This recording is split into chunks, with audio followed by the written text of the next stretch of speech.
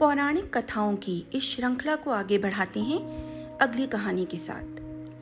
हमारी कहानी का शीर्षक है भूल का एहसास।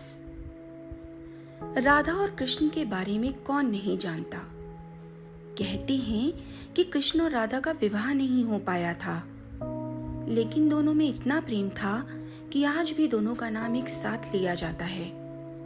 श्री कृष्ण का राधा के लिए प्रेम और राधा का कृष्ण के लिए समर्पण देखते ही बनता था।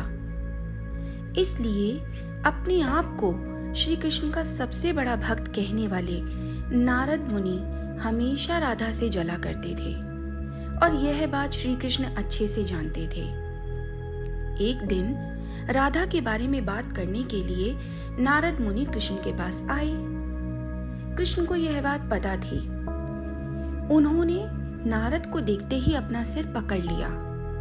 नारद मुनि ने श्री कृष्ण से पूछा कि प्रभु क्या हुआ, अपना सिर पकड़कर क्यों बैठे हैं? कृष्ण ने कहा, हे नारद, मेरा सिर दर्द कर रहा है। नारद मुनि ने पूछा, प्रभु इसे दूर करने का कोई उपाय है क्या? कृष्ण ने कहा, अगर मैं अपने सबसे बड़े भक्त का चरणामृत पी लूं तो इसे दूर किया जा सकता है। नारद मुनि सोचने लगे कि भक्त तो मैं ही कृष्ण का सबसे बड़ा हूँ, परंतु अगर मैंने अपना चरणामृत दिया तो मुझे नरक जितना पाप लगेगा। मैं प्रभु को अपना चरणामृत नहीं दूंगा।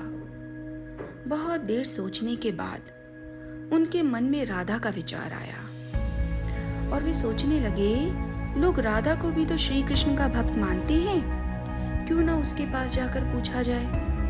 ऐसा सोचकर वे राधा के पास गए और उसे सारी बात बता दी।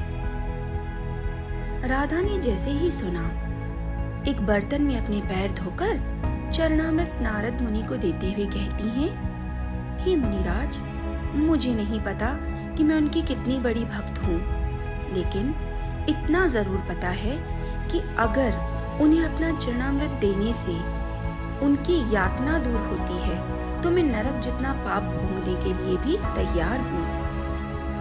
मैं अपने स्वामी को पीड़ा में नहीं देख सकती। राधा की बात सुनकर नारद मुनि का सारा घमंड चूर चूर हो गया।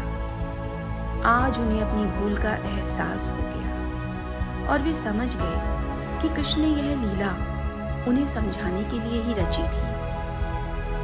जब नारद मुनि राधा के पास से वापस आ रहे थे तो उनके मुख से केवल राधे राधे सुनाई दे रहा था। राधे राधे।